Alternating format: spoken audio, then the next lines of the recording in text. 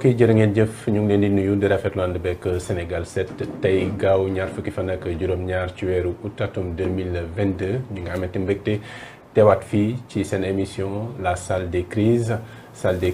tey ci ñaareelu pàcc bi ñaareelu émission bi ñu am mbégte nag waxtaanee bi la yoon ci wàllu justice yoon gannaaw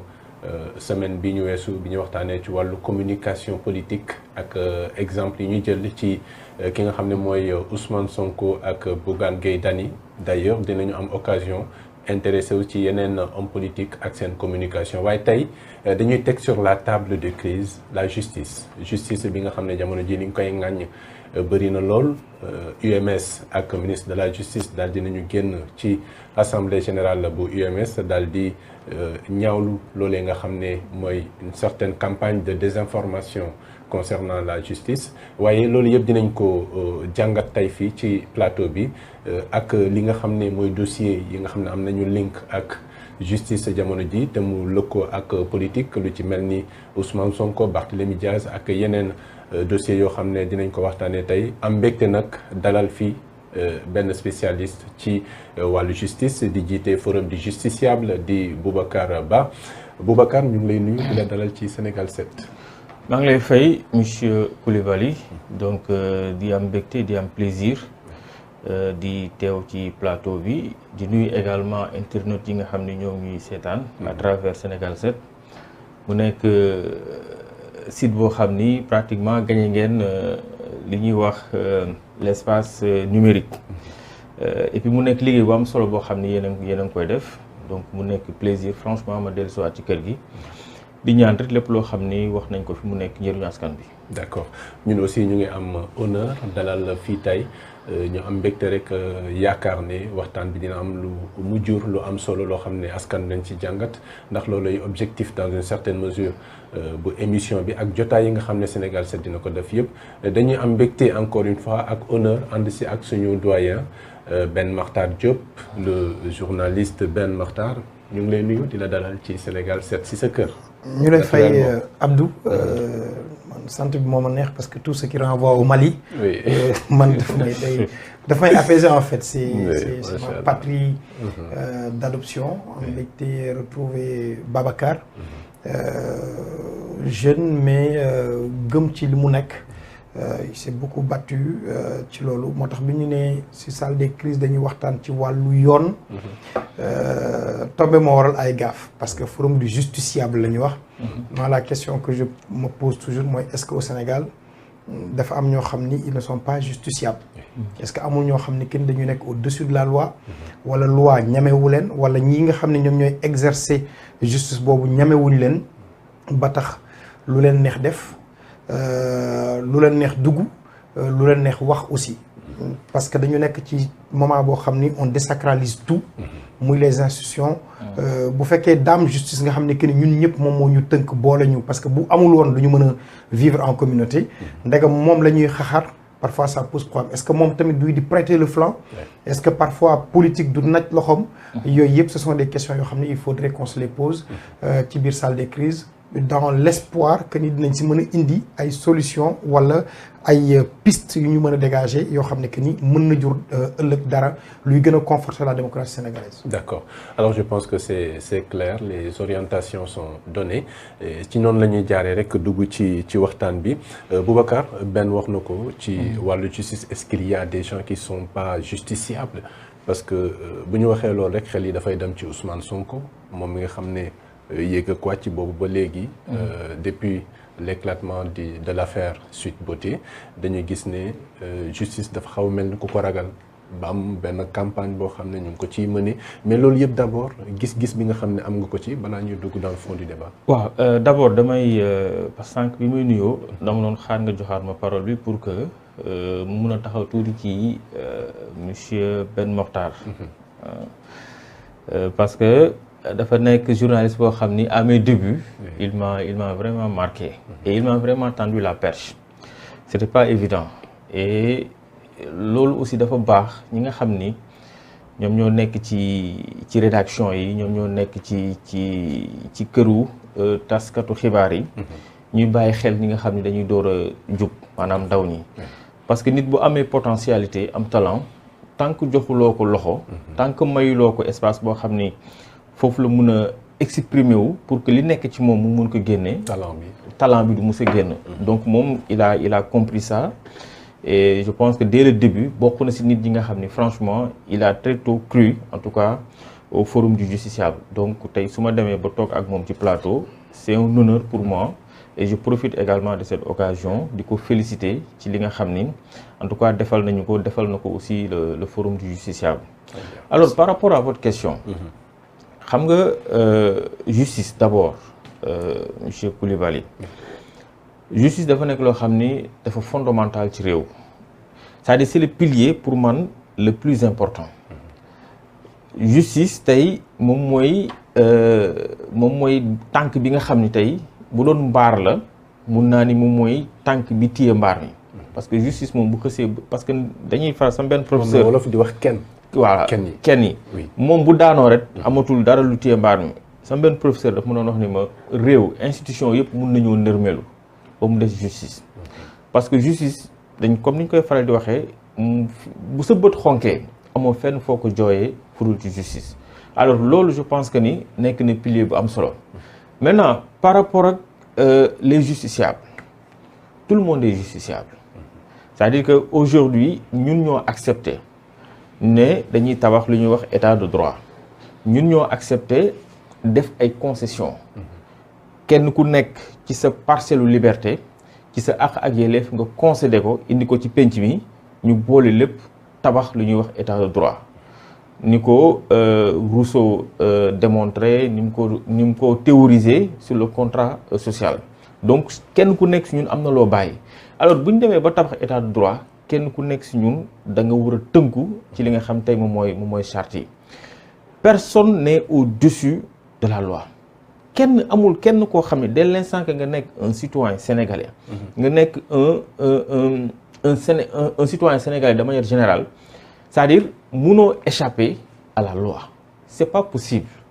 tey da ngay gis même les magistrats yi dañ leen di ils ne sont pas au-dessus de la loi les hommes de tenue ne sont pas au-dessus de la loi même le président de la République n'est pas au-dessus de la loi donc tey amul benn citoyen sénégalais que ngay député que ngay ministre ak loo mënti toll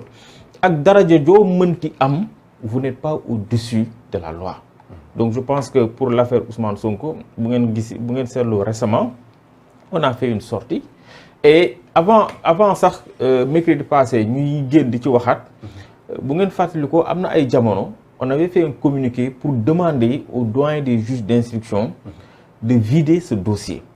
parce que pour man dama jàpp que ni c'est une affaire boo xam ni c'est comme toutes les autres affaires mais fii mais ban dossier judiciaire moo fi jàllul fii ci Sénégal y en a pas il y a des dossiers beaucoup plus compliqués que l'affaire Adji Sarr Ousmane Sonko boo xam ni dañ ko vider dañ ko traiter donc lu ñu mënul comprendre mooy un dossier qui implique monsieur Ousmane Sonko boobu ba léegi dossier bi di traîner en fait c'est comme si aujourd'hui dañu amul volonté wala boog c'est comme si dañu ragal traiter li nga xam tey moom mooy dossier boobu alors que loolu ça donne une mauvaise image de la justice parce que gis nga un justiciable li ko intéressé nekkul que voilà dañu war a rendre une décision de justice mais ban moment la ñuy rendre décision de justice bi parce que cette décision bi da nga ko war a rendre ca ba mu jotee pour que justiciable yi mën ko téye mën a tirer profit ci décision de justice boobu. ci lan la ñu war a tenir compte pour mesurer le bon moment. mais d'abord xam nga Sénégal bon loolu aussi mën na nekk benn faille parce que fii en matière criminelle parce que léegi viol crime la en matière criminelle dañ naan la l'instruction n'est pas encadrée bu dee Sénégal xam nga Sénégal aussi bon. xam naa loolu après jusqu'à 10 ans. non c'est-à-dire fait tey instruction bi. dès l'instant que c'est pas encadré juge bi mën na instruire jusqu'à l'extinction du soleil. il prend tout le temps qu'il veut. Contrairement au droit français. En France en matière criminelle le juge d'instruction dañ ko tënk dañ naan ko tu as maximum 2 ans pour nga mën a instruire li nga xam tey mooy dossier bi. donc au-delà des 2 ans bu dee en France au-delà des 2 ans. dañuy jàpp que ni waa ji détention ça devient arbitraire bu fekkonte ni dañu décerner benn mandat de dépôt donc foofu da ngay gis que ni juge bi rapidement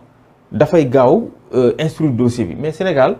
en matière criminelle le juge d'instruction tënkuñu ko ci benn délai. mais donte tënkuñu ko ci benn délai am na lu ñuy wax le principe du délai raisonnable. parce que loolu également boo jëlee la charte africaine des droits de l'homme nga jël aujourd'hui toutes les conventions internationales. instrument même ñun dans notre droit positif da ngay gis que ni dañ naan la le délai raisonnable existe, c'est-à-dire que toute personne doit être jugée dans un délai raisonnable te fii également bu ñuy wax délai raisonnable mënul weesu ñaari at. donc je pense que aujourd'hui pour l'affaire Adji Sarr Ousmane Sonko encore une fois de plus la justice sénégalaise doit être courageuse pour vider ce dossier parce que vider ce dossier mooy tey bu fekkente ni kii liñ koy toppee moo ko def yoon def liggéeyam bu fekkente ni liñ koy toppee def ko comme ça ñu mun ko bàyyi mu doxe ay soxlam librement lépp loo xam ne contrainte la boo xam dañ ko tegoon ci kawam ñu mun ko dindi. en fait c'est ça parce que moom tey fu mu nekk ni Ousmane Sonko lettuñu ko firiwuñ ko Adji Sarr également donc et puis mu nekk dossier boo xam ne ñoom ñaar ñëpp ils demandent le procès. mais d'autant plus que ñoom ñaar ñëpp dañu bëgg a dem procès donc je pense que aujourd'hui il faudrait que la justice xam que ni dossier bi c'est un dossier comme tous les dossiers ñu dem procès parce que bu ngeen demee procès c'est des débats contradictoires ku nekk di nga ñëw ak sa avocat et puis le juge qui est indépendant dina arbitrer tirer les conséquences après bu ko defee sénégalais yi ku nekk xam dossier bi fan la mujjee man je pense que c'est ça quoi. D'accord on va revenir ci loolu Ben la justice doit être dafa war a am courage pour vider ce dossier là mën nañu jàpp ne manque de courage la wala une certaine peur à l'endroit d'un homme politique. Les deux. Les deux parce que nag am nañ fi ay dossiers yu gën tàng Adji Sarr Ousmane Sonko. am nañ fi sëriñ boo xam ni ñi mu jiite ci Sénégal bu leen yëngalee réew mu yëngu. moom moo fi toogoon ni président Abdou Diouf da nga ëmbal jabaru jàmbur def IVG yàq biir bi goutte de sang yi toq sax bi ñuy yàq biir bi mën naa leen wax ñaata la mais dañ ko jël dugal ko ci biir kaso bi mu daje ca kaso boobu moom ak président Abdoulaye Wade justice am courage taxaw teg procès bi affaire maître Babacar Seye moo gënoon metti fuuf mais justice dafa séviru dans les 72 heures bi mbir mi amee 14h30 15h 19h fekk nañu jël maître Abdoulaye Wade yóbbu ci kaso bi mais ces hommes de loi yi nekkoon magistrat yooyu ñu amoon courage bi ñu doon demee mais tey j'estime que ni war nañu mën a am des magistrats yu mel noonu maintenant est-ce que te kenn du wax ni que ni à l'époque politique dugal si woon loxoom bii politique mi ngi siy dugal loxoom la justice est toujours là tey la ñu gën a mën a former magistrats yi mais lan moo leen tere affaire Ousmane Sonko ak Adji Sarr ñu vider ko une bonne fois pour toutes. vider bi boo ko waxee Sénégalais yu bari naan la non loolu béy wéy na mbuus loolu complot la mais même bu dee complot Ousmane Sonko soxla na ñu dem parce que tuuma dafa doy waar.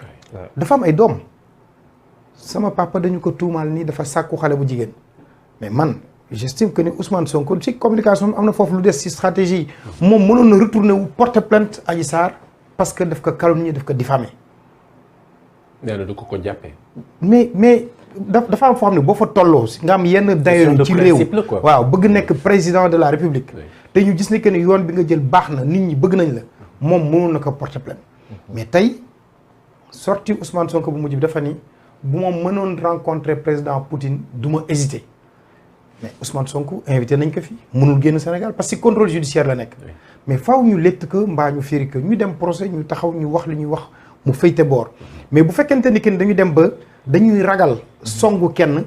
problème la fii ñun ñëpp ku ñu fi duutoon baaraam ni la yow da nga violer nit accusation comme li daal Sitor Ndour li ñuy njëkk def mooy dañu lay yóbbu ba pare dooree seet mais moom moo fi am xëy na masse populaire boobu force boobu bu tax ñu bañ a dem te bu ñu demee ba jàpp ni que ni diw mii dafay am kumba am ndey kumba amul ndey baaxul te mbir mi du si moom rek am na si ñeneen Boubacar am na fu mu nekk mais tey si cadre ay enrichissement illicite ak yooyu présomption bi bu amee rek ñu gis ni que ni yow Coulibaly li nga doon dundee xëy nga benn jour di dawal ay oto yu rafet dëkk foo xam ni que ni jàpp nañ jot nañ sa salaire mayu la ko gis ni que ni yaa ngi puukare ci biir réew mi yenn façon yi mais nit ñi seen xel dafay demee jiixi jaaxa dafay mel dafa am ñoo xam ni kenn warul leen laal am ñoo xam ni que ni lu ñu def ñu jël leen rab si kaso bi gis nañ fa si biir campagne électorale bi ay nit yoo xam ni tey dañuy def seen gaaf ba pare dem dugg ci biir parti politique di def campagne. dem naa fi jour bi Mimi Touré di dem Thiès ci biir campagne bi un dimanche dama gis kenn koo xam ni dafa am problème ak justice ñu jugé que benn yoon teg ko daan mbirum xaalis. après ñu may ko liberté provisoire mu bañ ñu dellu ci waat si procès bi mais mu dem dugg Benno Bokk Yaakaar di militer foofu. boobu ak léegi amul benn juge bu koy woo pour wax que lii wala li donc loolu dafay nasaxal li nga xam ni que ni moom mooy la justice sénégalaise te nit ñi encore une fois seen wéeruwaay bu mujj. moom mooy la justice. donc waruñu def lenn loo xam ni que ni daf koy décrédibiliser wala daf koy fragiliser bu ñu duggee si loolu rek c'est comme si Sénégal dafay nekk si mbartal boo xam ne à tout moment mën na déraper. il faut que ñu joxaat juge li nga xam ni que ni moom mooy seen gëdd man journaliste simple nga def un bac+3. nga xool ñiy def justice ñiy def droit ñaata at la ñuy jàng. boo demee tey faculté de droit gis na que ne en première année ils sont plus de 3000 à l'université Cheikh Anta Diop. ñooñu jàng di génn ba def bac+5. def seen spécialisation ñëw taxaw nekk magistrat journaliste bi taxaw naan mais juge bi tekkiwul dara. mës naa ko wax benn journaliste ma ne que nan ngay toogee naan juge bi jàngul jongul ma ne ko xoolal ñaari mots yi nga utiliser. est-ce que quelqu'un qui a un master qui a un DEA am doctorat am taxaw mën nga taxaw ni que ni jàngul. et puis un concours très sélectif. waaw mu ni ma jàng na.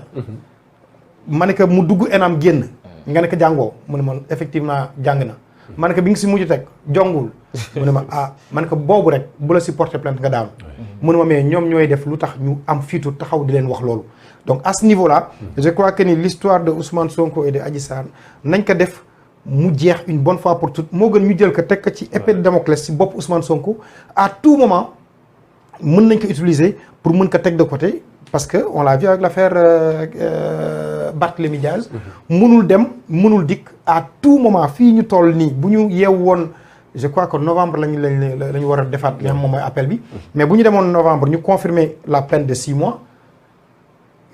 mais catastrophe lay doon hécatombe lay doon. c'est-à-dire que Barthélémy dootul nekk maire de Dakar dootul nekk député à l'Assemblée nationale. su boobaa dañ naan kumba am ndey kumba amul ndey la parce que gis nañ nag ñu nekk si beneen langue bi ñoo xam ne que ni def nañ fi lu tax balaa ñuy commencer yaa ngi wax l'histoire de ce ministre d'État là. nga xam ne policier def na ko jaaral fii mënu ko jaaruma foofu. gis nañ fi yeneen ak yeneen yoo xam ne que ni dafay gàkkal le bilan immatériel du président de la République. te loolu yëpp justice bu ñuy tëral moom moo ko def. d'accord alors Boubacar wax na ko léegi link bi nga xam ne moo am ak politique est-ce que le problème n'est pas plus profond bu fekkee ni hiérarchie bi tëralee ci wàllu justice président de la République moo jiite magistrature suprême bi ministre de la justice et cetera mais beneen wàll bi aussi dañuy gis politique bi dafay ingérer wu trop.